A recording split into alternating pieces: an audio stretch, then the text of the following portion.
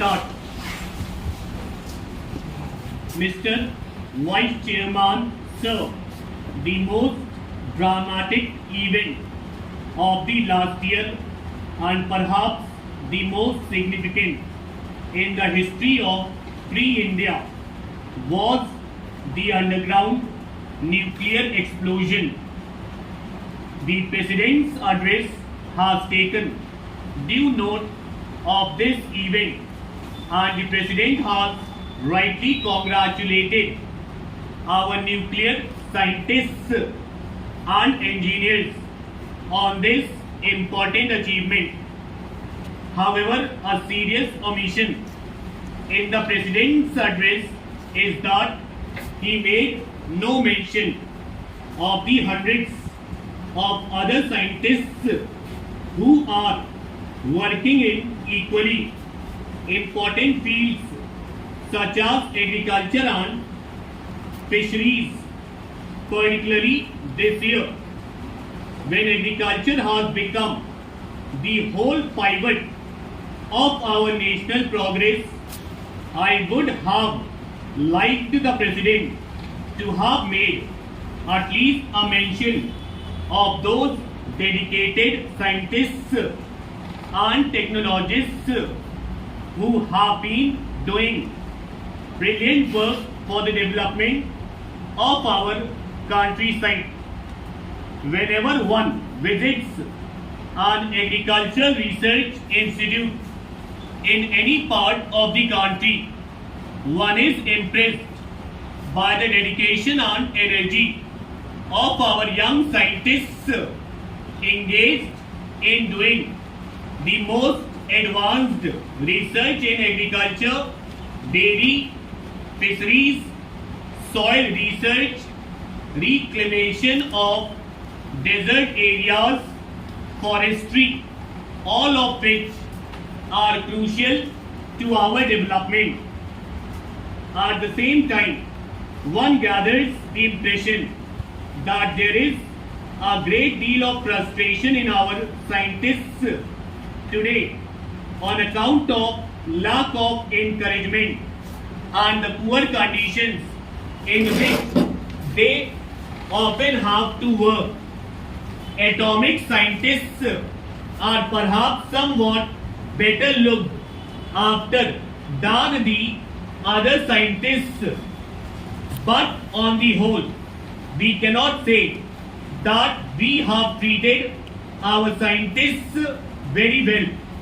Even today, after all the advance we have made in science, I feel that our scientists have not received the appreciation that they deserve.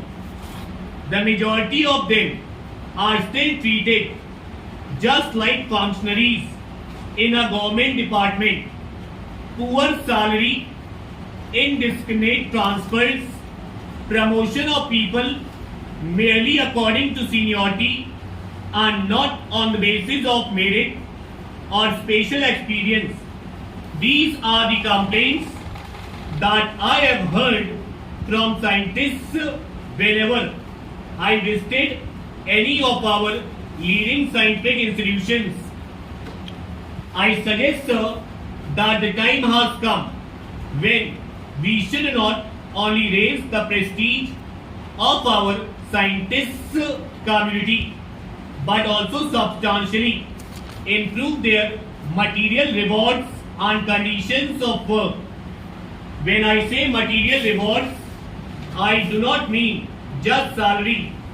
More important is the kind of working and living conditions we provide for the scientists, how far we can reduce their domestic worries so that they can concentrate on their work.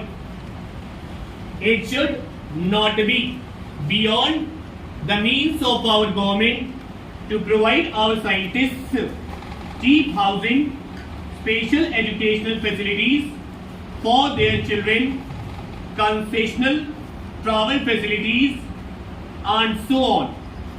Sir, in almost every socialist country, particularly in the Soviet Union, scientists are treated as the cream of the society. In India, if we look around, who are the elite of our society? Contractors, exporters, advertising executives, and film stars. When you think that, after all, what our exporters and businessmen sell are largely the products of our brilliant researchers, it seems great injustice that those who sell the products should get most of the benefit and very little goes to those who have developed the products. Therefore, sir, it all comes down to the question of the kind of values which we have to set in our society.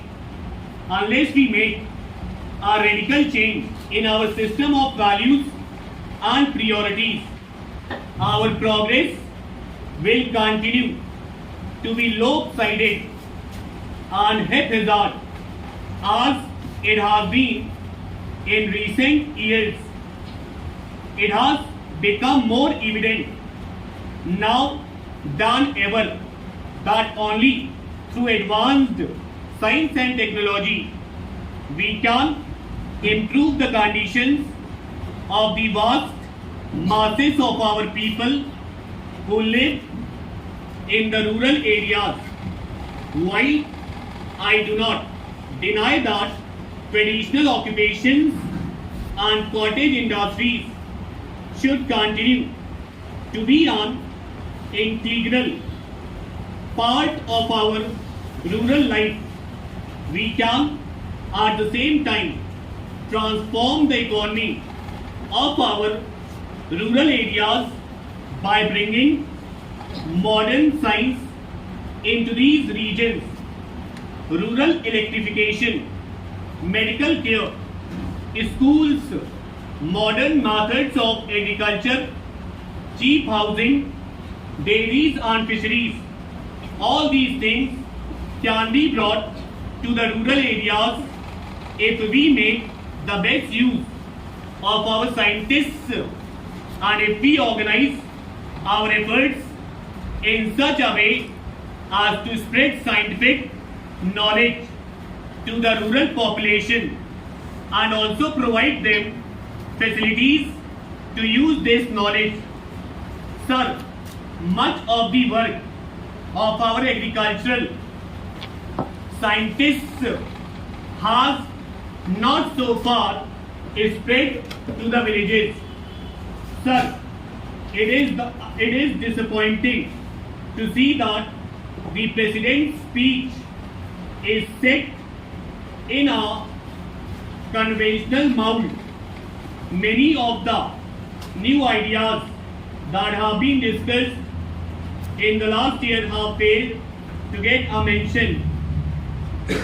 While the importance of fertilizers, power, steel, coal and oil is mentioned, I do not see any reference to the use of solar energy, wind power or gobar gas. I do not think, sir, the dignity of the presidential address would have been in any way impaired by the mention of gobar or the conversion of sewage into useful manure. These, I submit, are the new tools by which we can raise the standard of life of our people living in our villages.